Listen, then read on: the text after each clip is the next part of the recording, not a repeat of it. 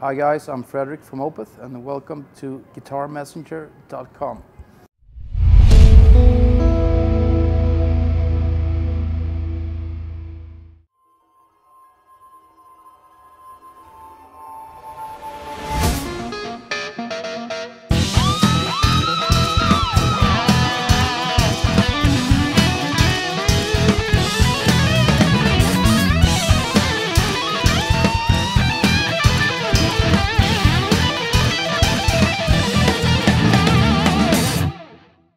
Welcome to guitarmessenger.com. My name is Ivan, and today I have the pleasure of speaking with Fredrik from Opeth. Hi guys. This is your second album with Opeth. How would you say maybe your role has changed since you joined in 2007? Well, one Or has thing it that I changed? noticed is in the beginning I had to struggle more to learn Michael's way of writing riffs and also the acoustic kind of finger picking parts. I had to put a lot of time into that, and now I've been with the band about 4.5 years. And we just talked about it. It feels easier for me now to. I think I've learned Michael's way of playing guitar better, or I should have. It's like 4.5 years, so Yeah, sure. you need to improve. Yeah. But so it wasn't anything of a struggle, but maybe there's a little bit of more of lead playing on this album, but it's definitely not overplayed. Yeah. So, but I was lucky when I joined the band when we did Watershed that I got to record with the band before we started touring. Yeah. So you feel a bit more involved. But in a way, I mean, the old band is developed in a way because we hanged out a lot and you're more relaxed, you know, just playing together. For sure. Yeah. The chemistry is going to build over time if things are going well. Yeah, absolutely. Do you and Michael ever have disagreements on how a solo should sound, or a particular part that maybe you bring to the table?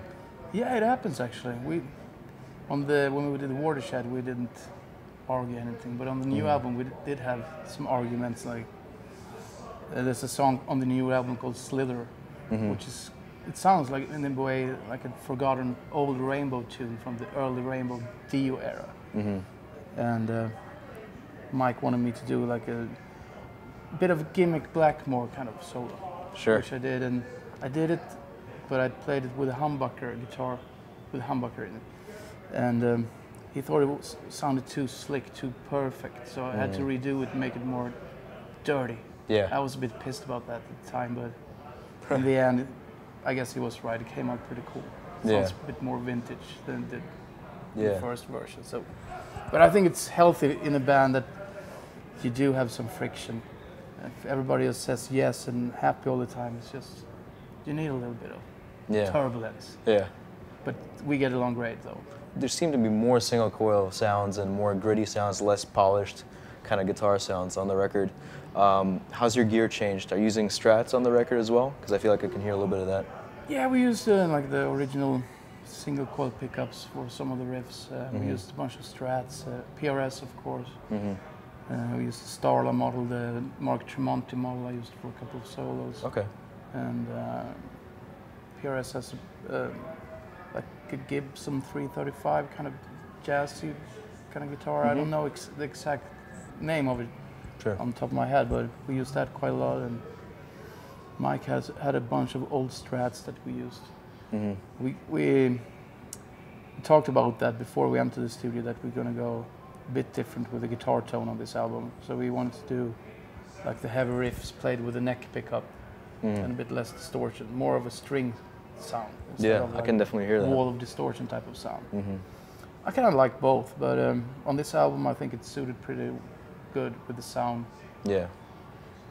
We wanted to do like it's a bit of an old school recording with the drums and bass also. There's no editing at all on the album, like no sound replacements on the drums. It's just the proper takes, live takes that they did. That's quite impressive. I mean, in today's metal world, that's something that's very common. It's pretty common to replace and edit. In a way, I think we were a bit tired of some of those productions that are very clicky and but I guess Opeth has always been about not repeating ourselves, and I don't think we do that on the new album. No, definitely. When Mike started out writing, since he writes the majority of the songs, he started out with a couple of songs that was kind of a continuation of Watershed. But he actually deleted those 2 songs, and it was some really cool riffs. I was like, what the fuck are you doing? Are you deleting those? But he did, and came up with this new stuff, and he told me like, there ain't gonna be any growl on the new album. I was like, are you kidding? But then when I heard the stuff he came up with, I was like, no, there's no room for it, you know. It's like the vision that's Opeths is in for now, and you never know what we're gonna sound on the next, sound like on the next album. I thought it was really interesting when the announcement was made that there would be no growls on the album. It definitely turned some heads, but it makes sense. There's a lot of haters, I guess, but you can't please everyone. For sure. But I hope people are going to like it. We're happy with it. We stand up for it. So definitely, that's the most important thing for us, that we feel that we're satisfied with the result. You know. It definitely feels like a chapter in Opeth's history. Definitely not a continuation of Watershed. No. Like you said, you know, Michael had more songs that didn't get used. Yeah, absolutely. I mean, me and Mendes recorded a bunch of stuff also, but that was a bit more in the vein of the old type of Opeth. Yeah. And it took me a while to get used to Michael's idea about the approach of this album, but when he has something cooking, it's usually pretty good soup. That's awesome. One of the bonus tracks on the record, Pyar, something you and Michael wrote for the album. Usually I understand it's Michael writing most of the material, so how did that track come about, and you know, how did you guys end up writing that one together? It was actually me and Mendes and Axe were jamming out at the rehearsal space with a bunch of the riffs that me and Mendes had been working on. And we started jamming on this kind of theme, and I recorded with my phone. So, and I played Michael like 10 different ideas, and he was like, oh, that's cool, but yeah, I don't know.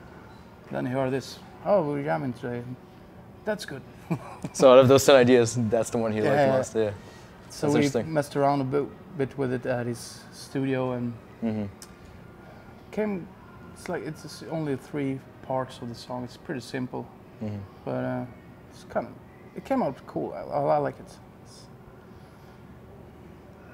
kind of soft song, long guitar solo, and like some improvised nylon thing, which was also like in the studio. I was just messing around with this nylon because initially we wanted to do electric guitar solo on it. Okay. Which the second half is electric now, though. Yeah. More like a laid-back kind of Mark Knopfler kind of tone to it or something. I love that. Yeah. But so that was kind of spontaneous idea we got in the studio. Michael was like, "You should play the nylon." I'm like, fuck. Another. But he was right. He's usually right, actually. Yeah. Came out cool. This time, you guys didn't get to detune it at the end of the song. No, we skipped that part this time around. Yeah. Once is enough. I was actually wondering, like, how did that come about? You know, this is at the end of Burden. Burden, at the end of Burden. Yeah. Yeah. Well, it was Mike's idea actually, because this part is very beautiful, and we thought it could be interesting to mess it up, make it ugly. Make it go from beautiful to destroy ugly. it. Yeah. Since it's kind of a ballad rock song, and he had a need sort of to destroy this beautiful part. And I managed to stumble on this little box, so that's why there's a laugh at the end of the song. So that's also something that just happened. Gotcha. Some people really hate that we did that with the tuning, but yeah, at least there's 2 rounds of it when it's properly tuned. Yeah. This guy in Norway told me, like, we gave the album 4 out of 5, but if you haven't did that with the tuning thing, you got a 5 out of 5. Really? That's funny. What's your favorite moment on the album? Well, if you talk about guitar solos, I guess the most is probably Nepenthe. Like a pretty jazzy track with a kind of a fusion type of solo. I'm not really a fusion player. I can't really play that stuff, but I think I faked something that sounds a bit like a cross between early Alan Holdsworth. That was kind of my goal. Like, he had a band in the 70s called Tempest, where he played more with a distortion kind of rock tone. Yeah. But still you can hear it was Alan with his typical way of playing. A cross between that and a bit of early Eddie Van Halen maybe. that's probably the most shreddiest solo of the album for guitar nerds. Awesome. So let's talk a little bit outside of Opeth. What's going on with Crux? Crux is gonna release a new album now this fall. Awesome. Just did the last solo before we flew over here. So I did the solos at my house with a recording with the axe and then one signal, like a line signal. So Nico, the guitar player from Entombed, is mixing the album. Okay. And it's pretty much done. You know, they're gonna do the artwork and stuff, but it's cool. Would you say that's your project? No, I wouldn't say. It's kind of it is a project since everybody in that band is busy with other stuff. I mean, right. But it's a project that Leif from Candlemas started with Jörgen and Peter, who used to play with Entombed. Those three guys were the ones that started this thing. Okay. But me and Nico is mixing the album now. We played a few leads on the first album. Then I became like more of a member in the band on the second album, a few shows. But it's difficult with that band because everybody's doing other stuff. So whenever time allows, we do something. Yeah. Can you tell us a little bit about what the album will be like? What can fans expect? Tons of guitar solos. Awesome. And the last album was kind of dirty, kind of, I wouldn't say shitty production, but some songs were actually from the rehearsal space when we learned the songs for the first time. This one sounds more, it sounds better. It sounds more well done in a way, but Crux also had, I like the way that it is kind of a dirty sound. So it's a doom metal album with some psychedelic influences. It's a bit more, some more faster stuff. Not super fast, like trashy stuff, but considering a doom metal band, it's a bit some stuff. And also the guitar player from Trouble is playing a solo on it. It's gonna be pretty cool. Cool, I'm looking forward to that. Definitely a few solos there for guitar freaks. Yeah, awesome. Outside of Opeth and Crux, do you have any other projects going on? Not really. I always wanted to do a record of my own. I have a bunch of ideas, but it's never time to finalize it. But I've done a couple of instrumental tracks that I did really want to do, like an instrumental guitar album. Yeah. So my goal on this tour, I fixed up a portable studio thing. So my goal is not to drink so much beer, is try to be focused, sit around and record some ideas. Get some more ideas laid down. Cool. So you mentioned you were recording at home with your Axe effects. Yeah. Can you tell us a little bit about how you use it, what kind of pads you use, and maybe also how come it's not part of your live rig anymore? Because I understand it was maybe a year ago. Yeah, well, I love it. It's great. I think it works best if you use the preamp. I just did a new, like a rack system with a Voodoo Lab switching system. So I have a bunch of analog pedals in a drawer in the rack, and I have a TC Electronic G-Force and Dunlop Crybaby rock wah, which I love. That's the best sounding wah ever, I think. Yeah. I mean, you can get any wah sound you like with that one. I was gonna say I don't think I've ever tried a rack wah before, so I guess that's the cool thing. You can change more. Yeah, you have settings an with equalizer, you have a boost. Oh, okay, so it's really flexible. You can yeah, it's super flexible. That's cool. You can connect a volume pedal to it as well. So, and also I like the fact that you don't have to run a cable up all the way up to the front. It's just the idea with my new system is they only have control cables up front. Okay. So you don't have any audio cables. Keep the cable length as short as possible. Yeah. So this guy in Sweden called Jörn Elmqvist, he built my rack. He has a firm called SOS, Sound of Silence. He has a showroom there, you can check it out. It's a bunch of pictures of the stuff he did. Okay, cool. He's really pro, very kind of nerdy with cables and stuff. So I've been working with Dunlop and MXR quite a lot, so a bunch of that stuff in there, like the Phase 90, the mic ramp, and the carbon copy analog delay. I like that delay a lot. It's great. Yeah. And also use with Opeth, I need quite a lot of different sounds. I need the metal rhythm sound. I need a good clean sound. I need a more crunch sound, and I need a lead sound. Yep. And sometimes I need more ambient stuff, so I do need like I have a rack effect in the G-force, this electronic G-force. Okay. For reverbs and stuff like that. And the Voodoo Lab is like the brain. I have the Voodoo Lab's floor control and have like expression, Dunlop expression. It's a Dunlop volume pedal that works like an expression pedal. So for some tones I can get a longer delay or whatever. That's really useful. Yeah. Yeah, especially when you have more atmospheric kind of left out parts. You know, the picking part, just by the end you might want to add some extra reverb, make it, you know. And it has the Dunlop volume pedal and a tap tempo thing and everything you need. Yeah, and we use the Line 6 G90 system now, both me, Michael, and Mendes, which we really like. We did some A/B tests, and I don't think you lose any sound really. I couldn't tell. You don't lose any low end with those. Yeah. We're pretty happy with that. I got my signature model with the PRS coming out.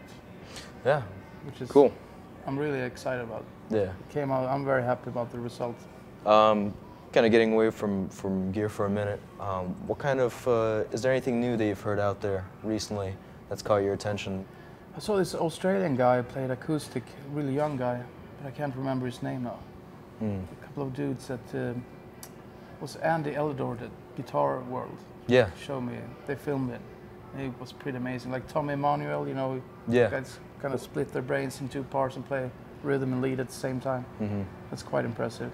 Otherwise, what I've been into, I've been jamming a bit when I get the chance with Emil Webster from Doth, because he's into that gypsy jazz stuff. And that's something that I feel like I could learn something from. I like that approach.